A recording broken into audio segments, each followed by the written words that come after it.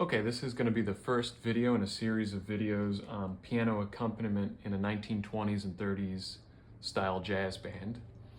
And the first thing I want to go over is something that's pretty basic, and as far as piano technique goes, it's not terribly difficult.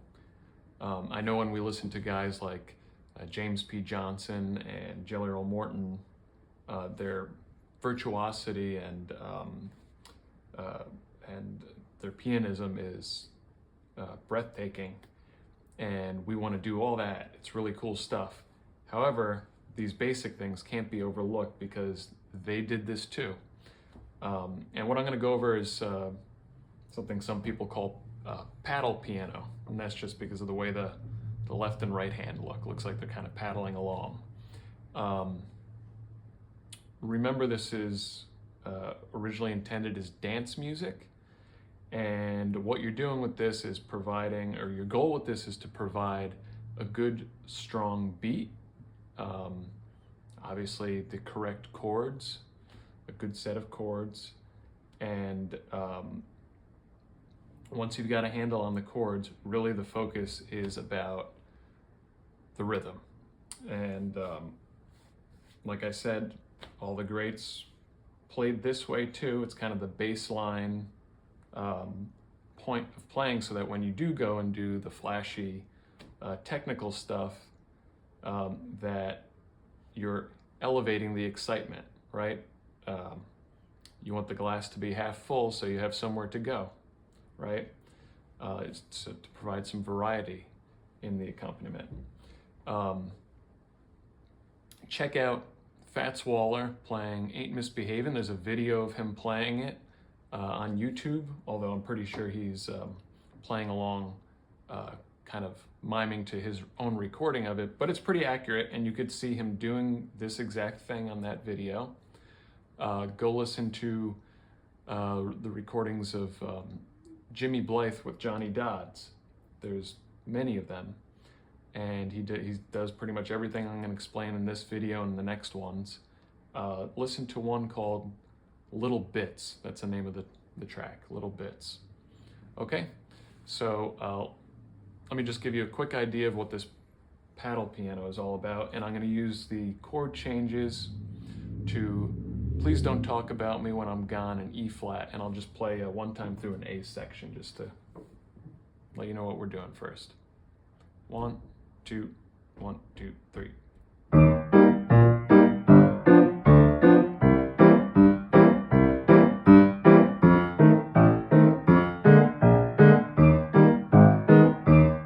Okay, somewhere to start with. All right.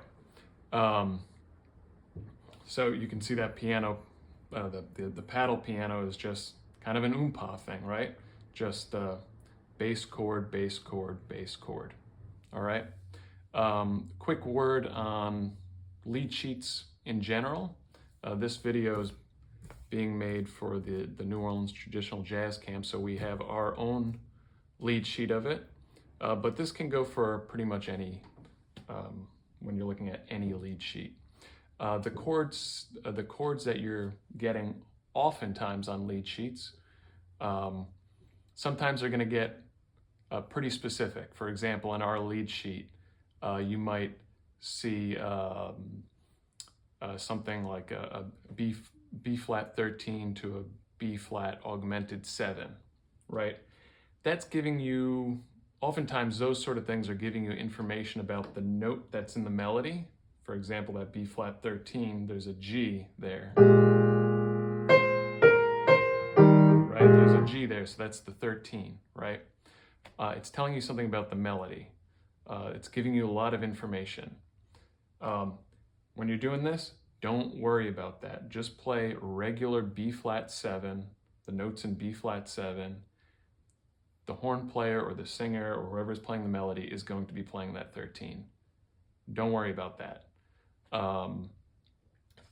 Sometimes you're getting different passing chords too. That's all good. That's probably something that was in the sheet music. You can use those passing chords. You'll hear on recordings For example, on a turnaround, you might see some passing chords. There's different variations on turnarounds. Maybe that's something we go over later. For now, I use the turnaround here. But again, disclaimer, there's a million turnarounds and lead sheets. That's why we're reading a lead sheet and not sheet music. It's open to some degree of interpretation. Back to those extensions on the chord. Keep it simple, just a B flat 7 to an E flat will do. Don't put that 13 in there and it goes to this augmented chord. If you play that, you're gonna sound like Bill Evans meeting Jimmy Blythe or something. You don't want that. Okay, so stick to the simple chords. Triads and plain old dominant 7th chords, minor triads, minor 7s, the basic thing. Don't go above 7. All right, left hand. For now, I would say just keep it real simple, roots and fifths, right? You could throw a third in there, here and there if you want. And, you know, try and voice lead as best as possible, whatever's nearest. So maybe you go,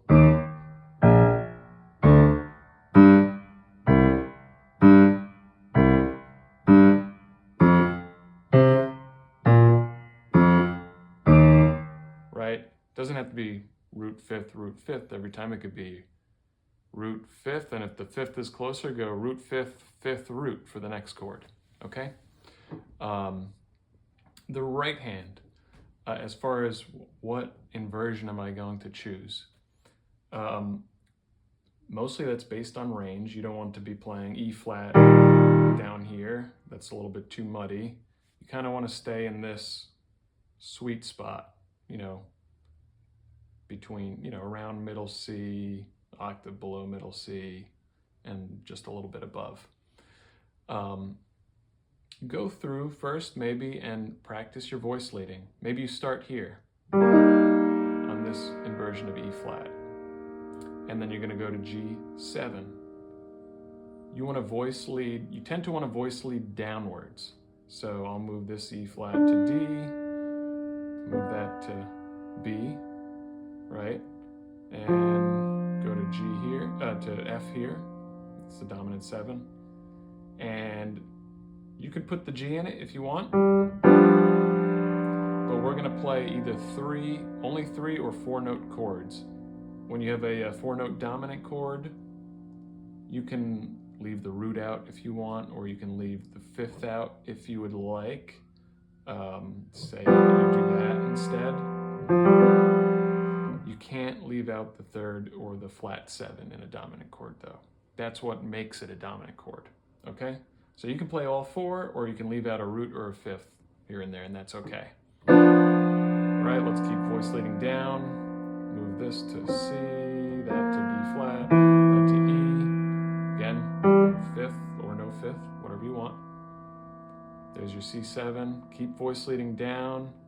Let's see, there's a C and F7, so let's keep that. Let's move this to A, move that to E flat, right? And then let's go to B flat 7, move that down, move that down, move that down. There's your 5th, take it or leave it. I'm gonna leave it, right? And then we come to our E flat chord. Keep your B flat, move that down, move that up. So you end up,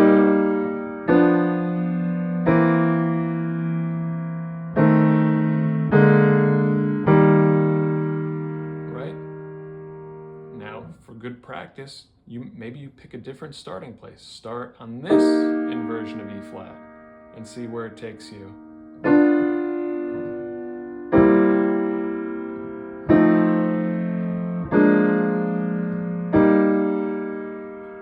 If you're not comfortable with this, doing it on the fly, take the time and sit and work it out and come up with your pattern, and then practice it. Then, like I said, start from a different starting point as long as it's in a good range, and do it again, and do this on 5, 10 tunes, it'll be tedious at first. After a while, it's going to start to come to you, because a lot of these chord progressions are commonly used and they're going to happen over and over again, and you're just going to be able to do it after a while. So take the time to figure it out up front, and instead of jumping around to whatever inversion you happen to know. Figure out the nice voice-led one. Okay, so now that you've got your roots and fifths and this, you can go through.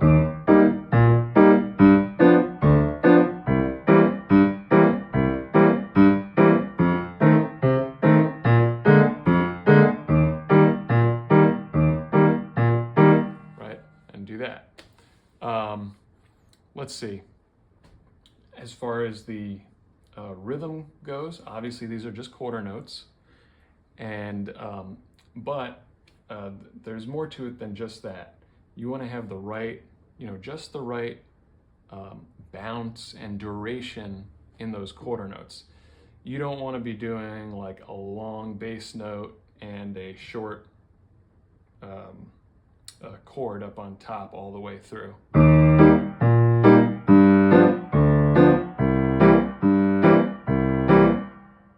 That's not going to swing.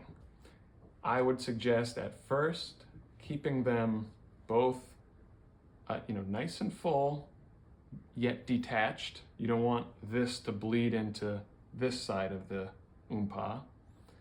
Not too short, nice and full, and even. I wouldn't go hammering away at 2 and 4. You can accent things here and there eventually, but for now, keep the volume nice and even and nice and full and bouncy.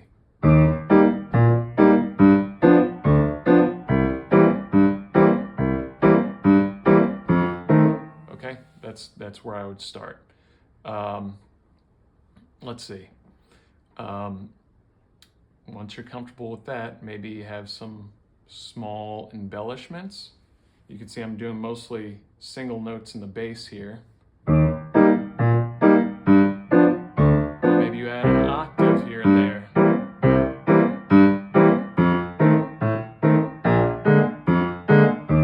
Doesn't make a huge difference, but sometimes it just lies under the hand better. It's okay to do that.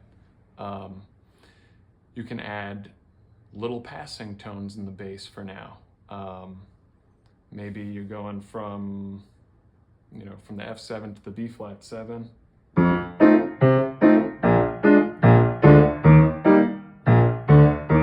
Right, you add an extra little beat there on beat 4, right? You could, I don't know if I would necessarily do that there with this oompa pattern.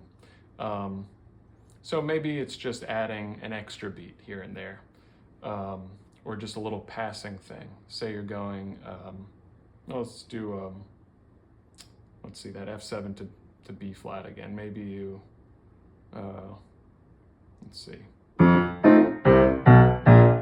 Maybe give the right hand a break there. Right? I didn't play where I normally would, and I played this little descending line there. Little things like that, a chromatic passing tone. Okay, and maybe just little accents here and there. Remember I said nice and even at first, but you can lay an accent here and there. Maybe it's at the end of an 8-bar phrase. Let's see. That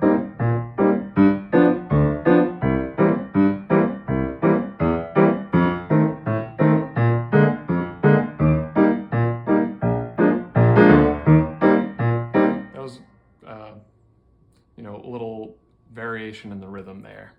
An anticipation, maybe you'd call it. And then accent it to kind of propel it into the next 8 bars. Just doing little things like that. All right, I'll play all the way through the chorus once, and hopefully do everything I just said.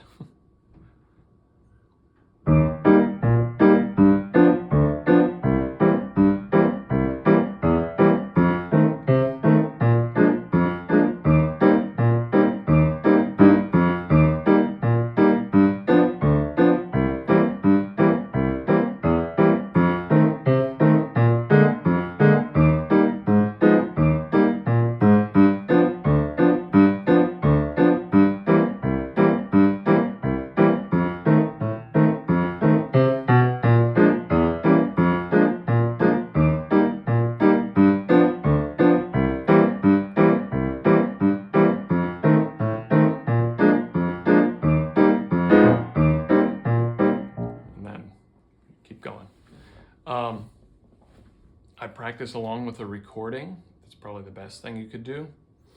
I would practice along, use your metronome, then take the metronome away and maybe record yourself and check yourself and give yourself some constructive criticism and record yourself again when you practice again the next day. Try and track your improvement, what you need to improve on, and I think that will do it for this video. Thank you.